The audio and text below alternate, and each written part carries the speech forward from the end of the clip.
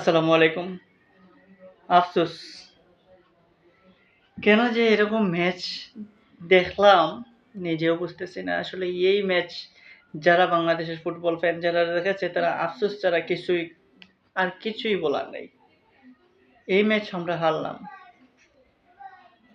খুবই হতাশাজনক বলতে হবে একটা ম্যাচ যে শেষ মিনিটে এসে মাত্র ৩০টা সেকেন্ড অপেক্ষা করলেই কিন্তু আমরা ম্যাচটা ড্র করতে পারতাম। এমনকি এই ম্যাচটা আমরা জিততেও পারতাম যেভাবে আমরা ফার্স্ট হাফে খেললাম। কিন্তু সেই জায়গায় দিন শেষে আমাদের পেছনে পরাজয়ের নামটা লেখা। সো এই ম্যাচের যদি দেখান তাহলে এই ম্যাচের সবচেয়ে বেশি কষ্ট লাগতেছে যে এত ভালো ফুটবল খেলার পরও ২-১টা প্লেয়ারের কারণে আমাদের ম্যাচটা হারতে হলো। আমজাদ, সামিদ, সোমরা যেভাবে খেললো, যেভাবে জায়ান এসে লাস্টের দিকে ফাহমিদুল এসে যেভাবে খেলার গতি পাল্টে দিল, খেলার মুভমেন্ট পাল্টে দিল। এখন আফসোস হয় যে আসলে কেন এদেরকে জায়ানকে, ফাহমিদুল, সামিদ সোমকে আরও আগে মাঠে নামানো হয় নাই? কেন জায়ানকে এত পিছনে পড়ে নামানো হলো? ২টা প্লেয়ারের কারণে আজকে আমাদের হারতে হয়েছে। ১ নাম্বার হচ্ছে সাদ উদ্দিন এবং ২ নম্বরে মিতুল মারমা। যদি আমরা দেখি তাহলে সাদ উদ্দিন আসলেই কি ৯০ মিনিট খেলার মতো প্লেয়ার? সাদ উদ্দিন ফার্স্ট হাফে একরকম খেলছে, সেকেন্ড হাফে একরকম খেলছে। তার উপর সে রাইট উইঙ্গার, তাকে জোর করে লেফট উইঙ্গার বানানো হয়। লেফট উইঙ্গে বানানোর ফল কি হলো? লেফট উইঙ্গে একটা আক্রমণও আমরা দেখতে পারলাম না যতক্ষণ সাদ উদ্দিন লেফট উইঙ্গে খেলছিল। যখন জায়ান আসলো, জায়ানকে লেফট উইঙ্গে দিয়ে রাইট উইঙ্গে সাদ গেল, তখন লেফট উইং থেকে আক্রমণ দেখলাম আমরা। জায়ান কত সুন্দর সুযোগ করে দিলেন, এমনকি ৩ নাম্বার গোলটাও আমরা কিন্তু জায়ানের কল্যাণে পাই। জায়ানই কর্নার কিকটা এনে দেন এবং সেখান থেকে সামিদ সোম গোলটা করেন। আফসোস লাগে গোলকিপার মিতুল মারমার কারণে একটা গোলও সেভ করতে তিনি পারলেন না। একটা গোলও সেভ করতে পারলেন না।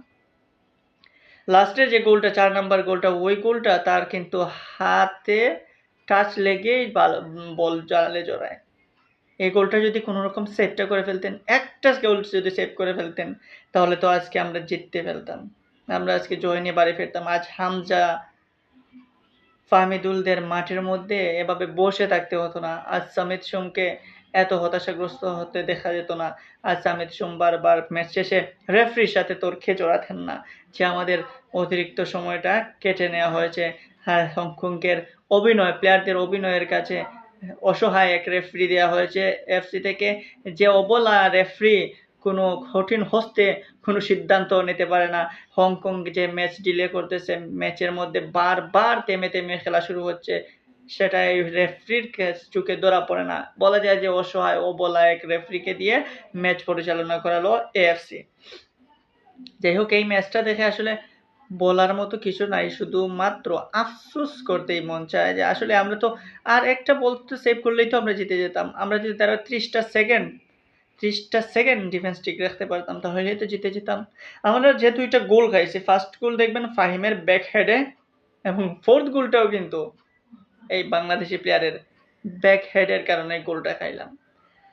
এখন কি বলার, আসলে 14 তারিখে এখন ফিরতি লেগে হংকংয়ের বিপক্ষে ম্যাচ, কিন্তু আজকের ম্যাচটা জয় তো পাওয়া আমাদের জন্য ইজি ছিল, কিন্তু সেই জায়গা থেকে আমরা যখন কামব্যাক করলাম, ফাইট করে আমরা যখন ড্রটা করলাম, তখন তো আমরা আশাই করতে পেরেছিলাম যে এই ম্যাচটা হয়তো ড্র হবে।